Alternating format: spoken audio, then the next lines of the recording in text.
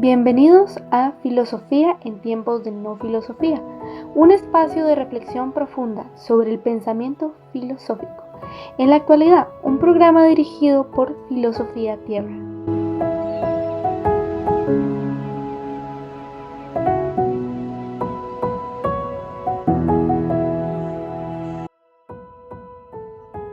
Yo soy el pan de vida, declaró Jesús.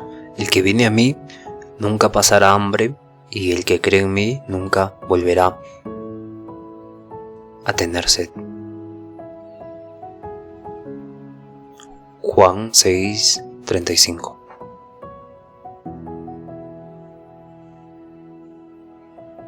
Bienvenidos al episodio 332. Mi nombre es Marco Antonio y hoy estamos en el día 25 de Filosofía del Arte y Estética. Nos toca hablar de Silvia Rivera Cusicanqui y la estética icolonial. Este término icolonial es una forma de romper con las dicotomías cerradas que muchas veces acompañan esos discursos coloniales, ¿no? Y claro, lo opuesto también, estos discursos anticoloniales, ¿no? No se trata de rechazar lo colonial para Silvia, sino de convivir en esa tensión, en este conflicto, y que no tenemos que caer en esta lógica binaria que simplemente invierte la jerarquía y no la desactiva, ¿no? Que diferencia de términos como decolonial, que pueden sugerir una ruptura, una limpieza o un tipo de anticolonialismo, no va en esa dirección el término colonial, ¿no? Ella señala que colonial es esta zona intermedia, no es un campo de fricción donde coexisten elementos tradicionales ancestrales y lenguajes modernos, ¿no? Heridas coloniales y resistencias vivas. Esta no es un gris, sino entre blanco y negro, sino es la totalidad que está en tensión. Entonces la letra I funciona como un símbolo de cruce de caminos, ¿no? Y esa encrucijada, ese cruce de caminos es donde habitan las formas de vida, las formas de pensamiento, la forma de creación, que no se integran plenamente pero tampoco se excluyen, ¿no? Entonces lo icolonial no es una función de síntesis, no es una tensión activa que busca esta convivencia contradictoria, ¿no? Convivencia contradictoria. Más adelante por qué y cómo, no se preocupe. Pero en este sentido, hablar de estética y colonial es asumir que las prácticas artísticas no están fuera del conflicto histórico, sino que lo expresan, que lo trabajan, que lo encarnan. Entonces no se trata de purificar el arte desde la colonialidad, ni tampoco de buscar una autenticidad originaria, sino de crear desde estas fracturas un tipo de hibridez, ¿no? Desde lo impuro, ¿no? Desde lo impuro, todo buscar esta resistencia, esta tensión, ¿no? Y claro, para Cusicanqui la estética en este caso la estética icolonial es una herramienta para desmontar el aparato simbólico del colonialismo, porque nos va a permitir ver cómo persisten las jerarquías raciales, culturales, epistémicas en los sistemas del arte, ¿no? Pero también cómo esas jerarquías pueden ser subversivas, ¿no? Subversivas desde lo excluido, lo marginado. Entonces, el arte colonial no busca ser aceptado por el canon, la academia, sino reconfigurar los sentidos desde abajo, ¿no? Desde lo comunitario, desde lo ancestral, desde lo rebelde, desde lo mestizo, ¿no? Y claro, el término de colonial no es un error tipográfico, sino es una declaración política y también epistémica, porque es esta ruptura total que no ocurre, ni es esta continuidad complaciente, sino un tipo de estar en el medio, ¿no? Estar en disputa, estar en creación constante, ¿no? En este término entre donde no hay síntesis ni pureza, ¿no? Es donde Cusicanqui sitúa la potencia decolonizadora del arte, ¿no? La mirada, hay que mirar esta parte. Entonces, claro, voy a usar el término decolonizar la mirada. Y no es simplemente cambiar la forma en que observamos el arte, ni transformar radicalmente nuestra manera de ver. Es más bien que nuestra mirada ha sido colonizada. Aceptar esto, ¿no? Ha sido moldeada por imposición cultural, imposición epistémica que nos ha enseñado a considerar a lo europeo bello, valioso, moderno, superior, y despreciar lo indígena, despreciar lo popular, despreciar lo propio, ¿no? Como algo atrasado, como algo sin valor estético. Hay que tener conciencia de esto. Entonces, decolonizar la mirada es desactivar estos filtros de poder que legitiman algunas voces mientras otras se van a silenciar, ¿no? Que exaltan ciertas imágenes y ocultan aquellas que no nacen de estos márgenes estructurales que nos han implantado en el colonialismo. Entonces es un acto político, es un acto sensible, es recuperar la capacidad de mirar desde nuestra historia a nuestro territorio y a nosotros mismos, ¿no? El sistema del arte, tal como se ha construido, ha sido por esta lógica eurocéntrica, donde ha impuesto un canon que define qué es arte y qué no es arte. Entonces ha folclorizado, se podría decir, que ha hecho folclore todas las expresiones indígenas, expresiones pintorescas, reduciéndolas a decoraciones, a ornamento, ¿no? Y claro, esto ha hecho que se invisibilicen, se vuelvan invisibles los saberes que van a transmitir tejidos ancestrales, rituales ancestrales, la oralidad en los cuentos míticos. Entonces, frente a eso, Cusicanqui nos invita a mirar desde abajo estos saberes comunitarios, estos saberes encarnados de la vida cotidiana en las prácticas comunes que ocurren en los pueblos originarios, y nos propone interrumpir esos filtros coloniales, resistir el sentido del arte, ¿no? Resistir como práctica espiritual, como práctica colectiva, ¿no? Siempre haciendo nuestros rituales, ¿no? En muchas culturas originarias el tejido o la danza no son adornos, no son algo estético, sino son formas de conocimiento y de relación con el cosmos, ¿no? Aquí va a entrar en juego la idea de la memoria material que son objetos como los objetos, la cerámica, los textiles, los rituales, los calendarios, los símbolos, las experiencias que han sido muchas veces ocultadas, esta narrativa histórica. Entonces, el arte textil, por ejemplo, es un pensamiento visual, ¿no? Donde cada hilo contiene una visión del mundo, contiene una memoria que se transmite de generación en generación, pero al ser puesto, nosotros estamos llevando esa historia, no se vuelve una historia viva. Entonces, junto a eso, Cusicanqui va a introducir el término aymara chixi, que nombra la convivencia tensa, el conflicto entre los elementos que mezclan un todo que coexiste, ¿no? Es una forma de mestizaje sin perder la identidad. Vamos a hablar más adelante que es este chixi, pero esta noción refleja también que en el arte hay obras que combinan técnicas ancestrales y lenguajes contemporáneos modernos que no buscan una síntesis, sino buscan mostrar la tensión, las tensiones, eso me refiero a las tensiones. Entonces de ahí nace lo que Cusicanqui llama el arte mestizo criollo, el arte crítico, ¿no? El arte mestizo, que es criollo, el arte mestizo crítico, ¿no? Que es una creación que no idealiza la mezcla ni repite el discurso oficial del mestizaje armónico, que siempre se ha pensado que lo indígena es lo malo y hay que modernizar, y esto se da de forma natural. Esto dice que no es cierto, sino que expone este tipo de arte mestizo crítico, las heridas coloniales, ¿no? Y crea desde ellas el arte que rechaza la jerarquía entre lo culto, lo popular, entre lo académico, lo comunitario, entre lo blanco y lo negro. Y claro, devuelve poder simbólico a los pueblos originarios que lo han perdido, ¿no? Los pueblos oprimidos. Y claro, decolonizar la mirada es desmontar la estructura visual del colonialismo, ¿no? Reapropiarse del derecho a ver con nuestros propios ojos, valorar lo negativo y crear nuestras propias, crear estas contradicciones y convivir en estas contradicciones. Es mirar el mundo con dignidad, con raíz y conciencia de que nuestros tejidos siguen vivos, pero viviendo en la modernidad, en la contemporaneidad, y así se vive esta resistencia estética, ¿no?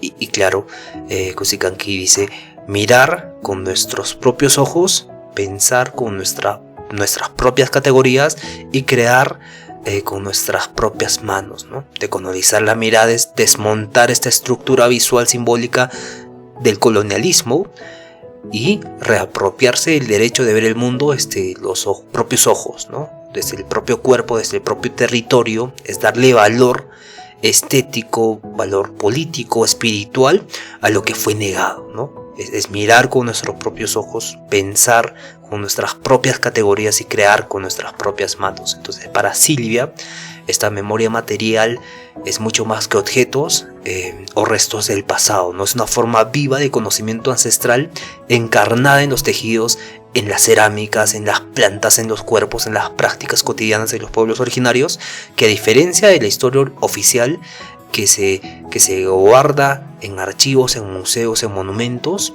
la memoria material se transmite a través de los gestos, las manos, los ritmos, y es una memoria que se siente, ¿no? Que se huele, que se habita, ¿no?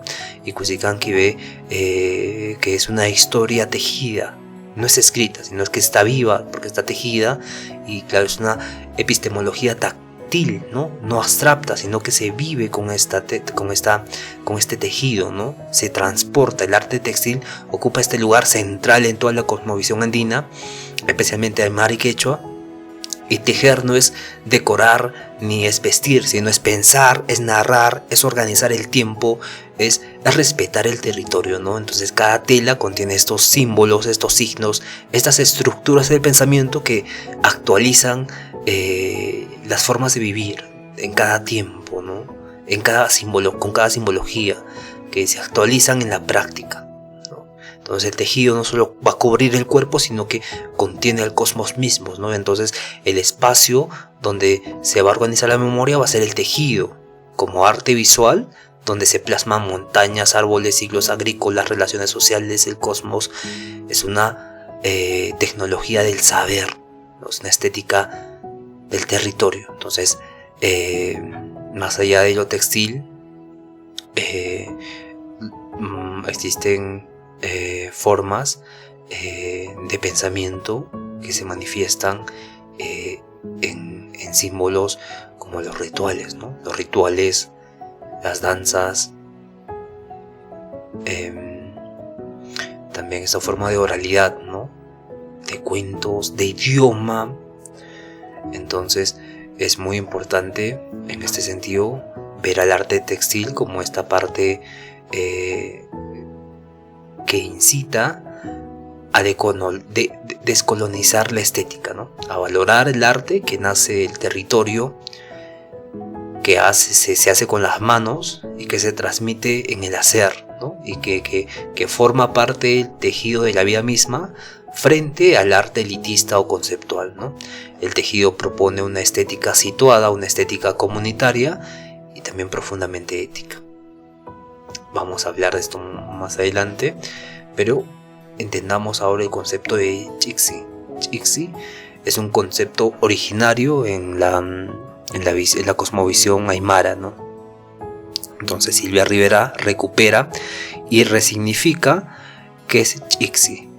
Este Chixi para Silvia es una herramienta teórica y política fundamental para el pensamiento desde América Latina, ¿no? A diferencia de las lógicas binarias, blanco-negro, indígena moderno, pasado-futuro, Chixi expresa una coexistencia contradictoria, simultánea, de elementos opuestos, que se fusionan, que no se niegan, pero que se respetan, ¿no? Y terminan en este tipo de separación, no fusionándose, no se van a fusionar y van a formar un gris, sino que van a entrar en tensión, ¿no? Conviven en tensión. Entonces, lo Chixi es lo que se mezcla pero convive.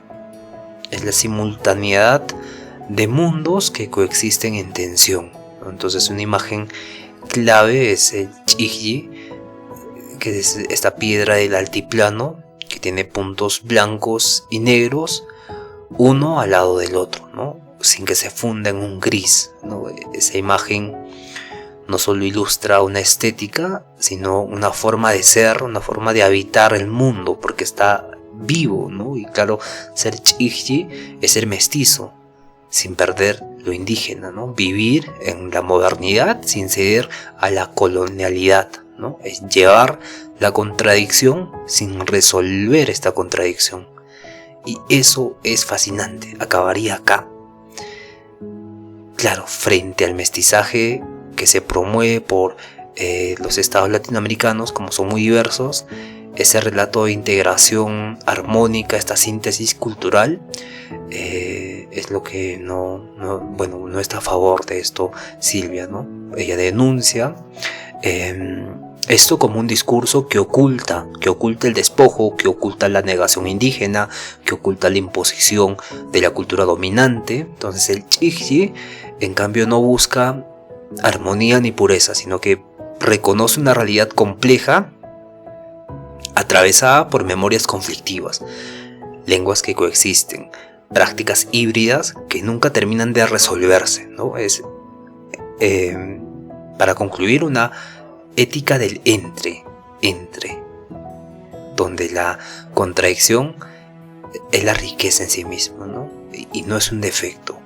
La contradicción muchas veces se la considera en filosofía algo que no debe ser así. La contradicción es algo ilógico, no tiene sentido, no está en los cánones, ¿no? Pero este Chigi nos muestra que existe esta forma de habitar, esta forma de ser en el mundo.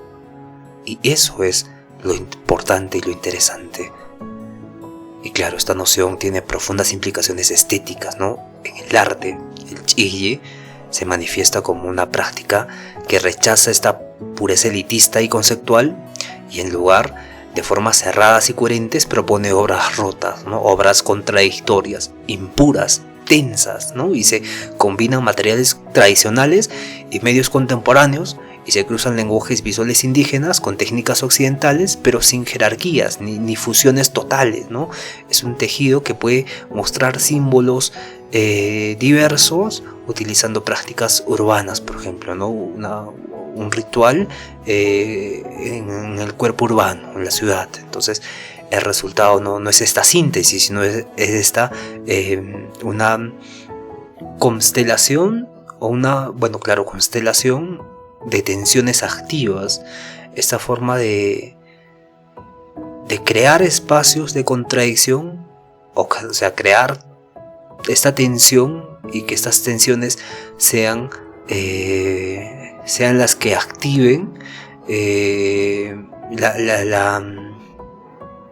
sean las que activen las oposiciones, ¿no? Y claro, más allá de lo artístico, el Chigi es también una estrategia epistémica, porque nos permite pensar desde nuestras contradicciones. Y claro, eso es algo casi, no voy a decir imposible, pero es algo muy difícil para el mundo occidental, ¿no? ¿Cómo vas a pensar desde la contradicción? Eso no tiene sentido, no tiene lógica, ¿no?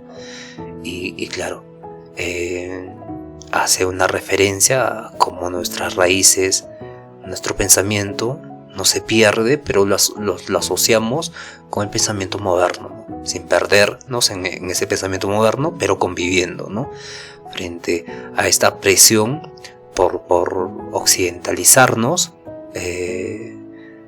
no nos dejamos, es una resistencia, ¿no? Es una resistencia estética. Y claro, Cusicanqui propone una tercera vía, que es la crítica,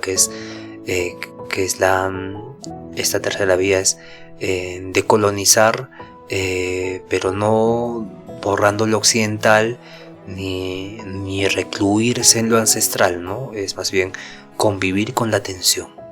Por eso mencionaba antes esta constelación de tensiones activas, ¿no? Convivir en la tensión y aceptar que nuestros cuerpos, nuestras lenguas y nuestras prácticas culturales son a la vez heredadas de la colonialidad, y también que han sido fruto de una resistencia, ¿no? Entonces el Chigi nos invita a desarmar las dicotomías que sostienen este orden colonial del pensamiento, incluso, así como la estética, y nos enseñan a habitar la contradicción como posibilidad creativa, como modo de existencia, ¿no? En el marco de una existencia y colonial, con la I al inicio, donde el Chigi permite que el tejido, el cuerpo, el performance se convierta en espacios de convivencia tensa entre lo ancestral y lo contemporáneo, entre lo negado y lo reapropiado, ¿no? Es una forma de ver, de sentir, de crear desde América Latina, ¿no? Sin perder la complejidad de nuestros ancestros y sin dejarnos llevar por la complejidad del mundo occidental, ¿no? Sin pedir permiso aparte, y también sin renunciar a la complejidad y sin borrar nuestro pasado. Bien,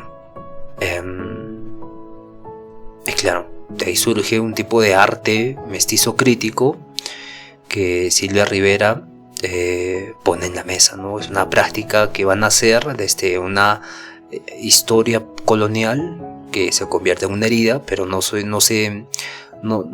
sostiene ni se adapta al poder occidental, ¿no? Muy al contrario, este arte mestizo crítico surge para resistir, surge para transformar, para cuestionar este poder occidental, ¿no? Que a diferencia del mestizaje oficial promovido por los estados latinoamericanos como un relato de armonía racial, de armonía cultural, el arte mestizo crítico no oculta la violencia que hubo ni el despojo, sino que lo expone y lo subvierte, ¿no? No idealiza la mezcla ni busca una síntesis que concilie lo ancestral con lo occidental, ¿no? Sino reconoce que nuestras identidades y prácticas culturales están hechas de tensiones irresueltas, ¿no? De múltiples capas temporales, de lenguajes que coexisten en conflicto, y por eso se vincula profundamente con el concepto de Chixi. Chixi es como una forma de habitar la contradicción, de crear desde la fisura, sin borrar lo indígena, ni idealizar lo moderno, ¿no? Entonces Silvia Rivera critica este mestizaje domesticado, ¿no? Folclorizado, que a lo largo del siglo XX lo indígena ha sido reducido como solo folclore, ¿no? Que se celebra su estética, pero neutraliza su fuerza política y espiritual, ¿no? Entonces el arte popular ha sido convertido en una artesanía decorativa, vaciado de contenido, ¿no? Domesticado para el turismo, domesticado para el mercado global, ¿no? Y solo se acepta lo mestizo si se ajusta a cánones occidentales, a cánones académicos, a cánones comerciales, ¿no? Entonces el arte mestizo crítico rompe con todo eso, recupera estas formas marginadas y las transforma desde dentro. No busca encajar en el sistema del arte, sino desmontar el aparato colonial del gusto, de la clasificación estética.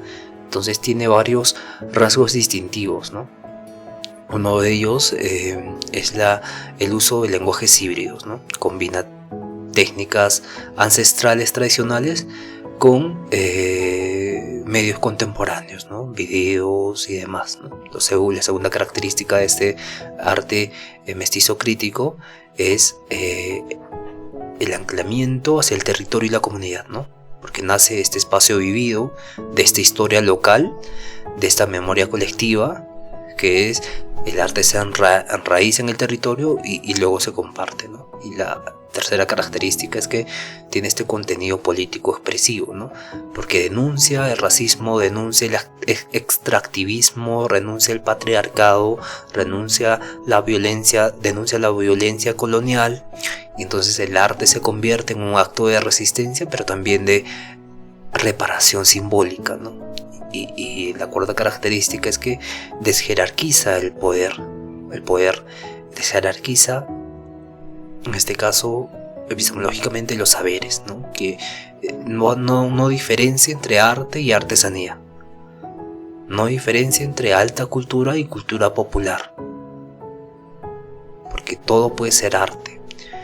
Todo puede ser arte si se construye este sentido desde abajo, ¿no? Desde la tierra, desde este sentido profundo, ¿no? Y en esa profundidad no hay jerarquías. Y claro, el arte mestizo no reproduce los valores de un arte hegemónico, ni ancestral ni postcolonial, sino que crea desde la contradicción, desde la memoria, desde la resistencia, ¿no? Y recupera los elementos de la tradición indígena, de la tradición popular, no como algo folclórico, decorativo, ornamentario, sino como una herramienta viva de reapropiación y subversión, ¿no? Es una manera de descolonizar la creación artística sin renunciar a la complejidad de lo mestizo, ¿no? Devolviendo así este poder simbólico al tejido, a las imágenes, a las palabras, como territorios de insurgencia estética, ¿no?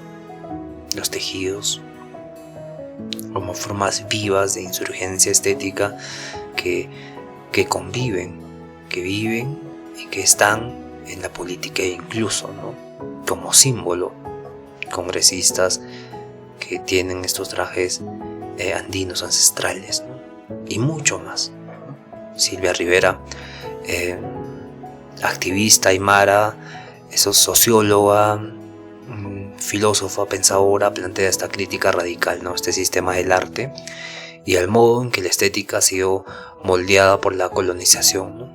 Frente a una visión dominante que ha impuesto jerarquías culturales, ¿no? Lo bueno, lo malo, lo bonito, lo feo, y formas de crear también, ¿no? Más bien ella propone esta estética y colonial como una forma de creación y percepción que nace de la herida colonial, pero que no se subordina ni busca integrarse a los cánones del arte occidental, ¿no? Y claro, el arte no es algo separado de la vida, sino que es una expresión encarnada del territorio, ¿no? De la historia, del cuerpo y de la comunidad. Es una herramienta para resistir, para pensar, para recordar, para sanar, ¿no? Entonces la descolonización de la mirada en este sentido no es cambiar el enfoque, sino es activar una estructura de poder visual que se ha definido durante muchos siglos y que merece ser revisado desde otro punto, ¿no? Replantearnos esto. Entonces nuestra forma de mirar nos ha enseñado que tenemos que admirar lo moderno, lo europeo, lo blanco, y a despreciar lo indígena, lo popular, lo nuestro, ¿no? Por eso descolonizar la mirada es un acto epistemológico, es un acto estético y termina siendo un acto político, ¿no? Recuperar la capacidad de ver de nuestros, con nuestros propios ojos, con nuestra propia lengua, con nuestra propia memoria, y contar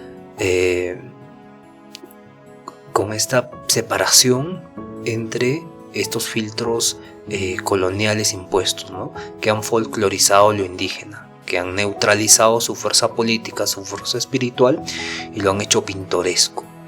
Entonces significa restituir el valor completo de aquellas formas de arte que nacen en los tejidos, en los rituales, en la oralidad, en la tierra, ¿no?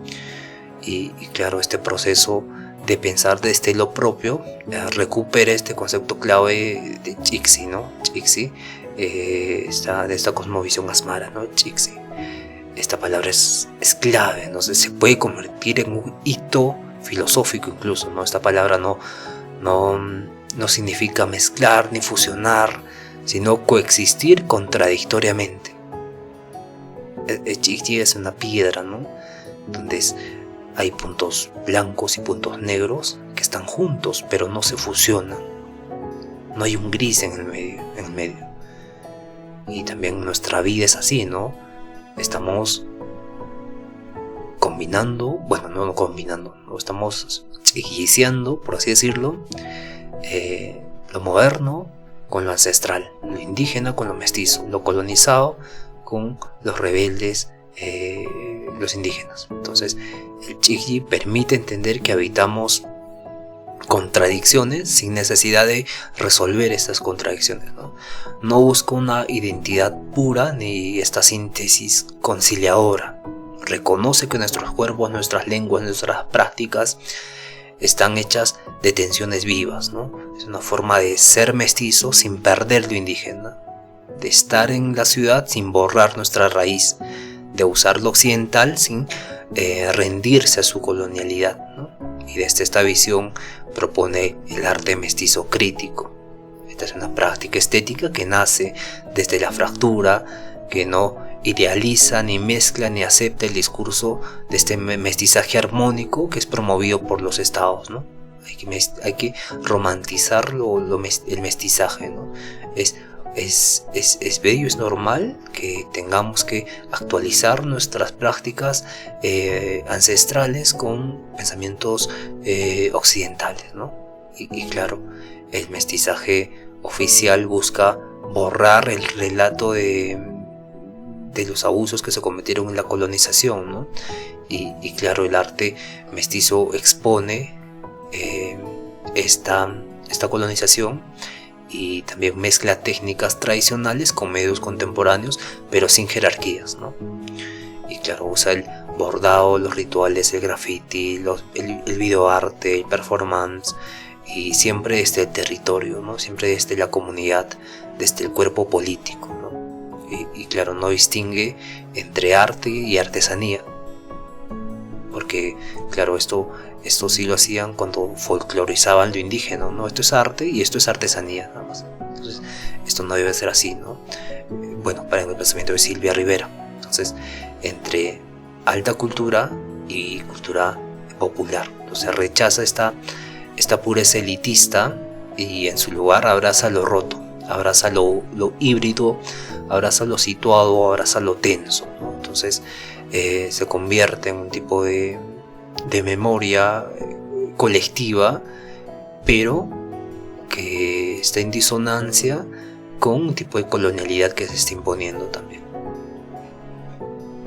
Y claro, es una propuesta estética muy interesante, muy profunda, y claro, no se trata de volver a la esencia que hemos perdido, ni adoptar completamente lo occidental. No se trata de habitar en esta tensión, de pensar desde el entre comillas, entre ambos, ¿no? De reconocer que el arte no es solo forma, sino también es tejido, es territorio, es tiempo, es historia, ¿no? Entonces una estética y colonial es aquella que devuelve dignidad a lo que ha sido negado, ¿no?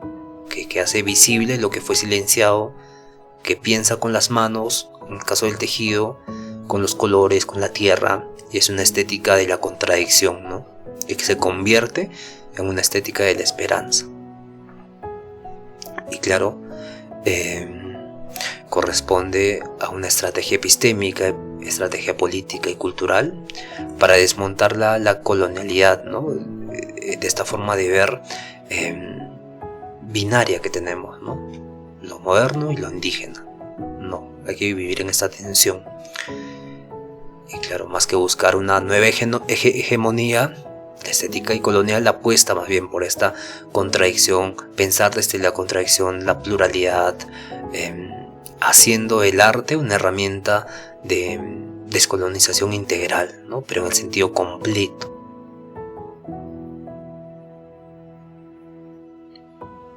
Bien. Muy bien, nos vemos el día de mañana